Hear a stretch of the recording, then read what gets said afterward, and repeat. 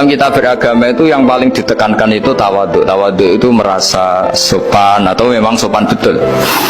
Kalau dalam Ihya disebut, sekiranya Anda tidak bisa tawadhu secara rasa, tawadhulah secara ilmu. Saya ulang lagi ya, sekiranya Anda tidak bisa tawadhu secara rasa, tawadhulah secara apa? Ilmu. Karena ilmu itu akan abadi. Saya beri contoh begini, saya ini kan misalnya kiai di kampung saya atau di kecamatan saya. Saya mungkin bisa merasa hebat karena saya tokoh di sini. Tapi pastikan sebelum ada saya yang bernama Baha ini, agama sudah jalan. Dan di daerah lain yang nggak kenal saya juga agama sudah jalan. Betapa tidak pentingnya saya di kawasan-kawasan yang nggak butuh saya, atau di era yang sebelum ada saya.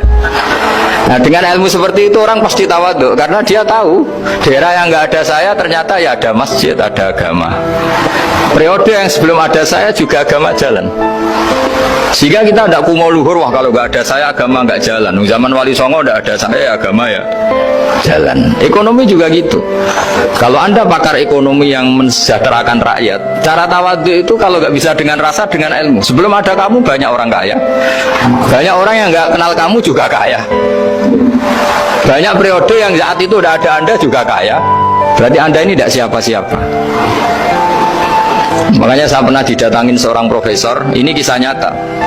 Gus, sebetulnya saya dengan bapak saya itu pinter mana? Bapak saya itu tidak tamat SD, tapi saya bisa profesor. Saya ini profesor, anak saya naik kelas saja sudah senangnya bukan main.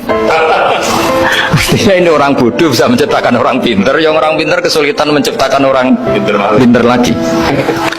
Nah, kalau kita tidak bisa tawadhu secara rasa, tawadhulah secara ilmu.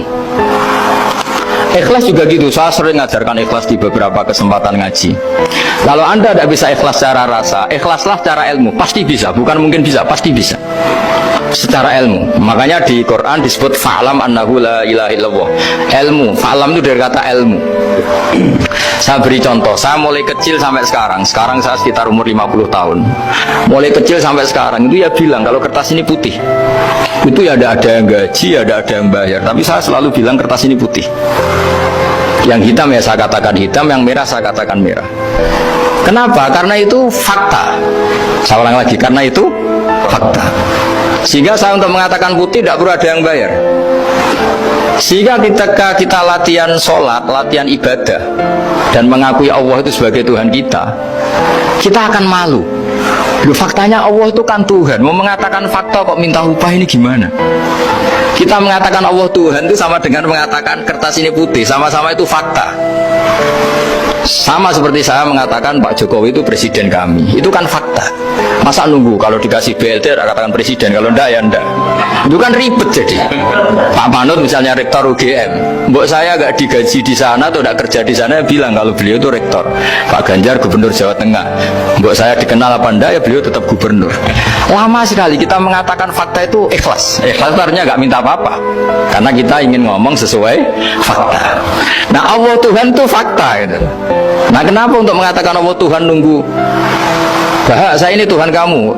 Ya nunggu dulu Gusti, kalau engkau masukkan kami ke surga, engkau Tuhan. Kalau enggak ya enggak jadi. Tidak bisa seperti itu. Ya Allah tetap Tuhan.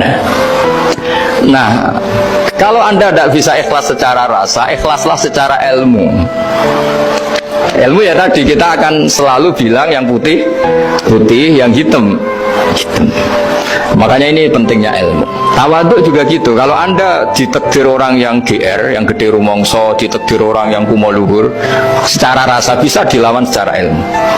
Ada periode di mana sebelum ada kita, yang kaya ya banyak, yang dapat hidayat ya banyak, yang terpelajar ya banyak.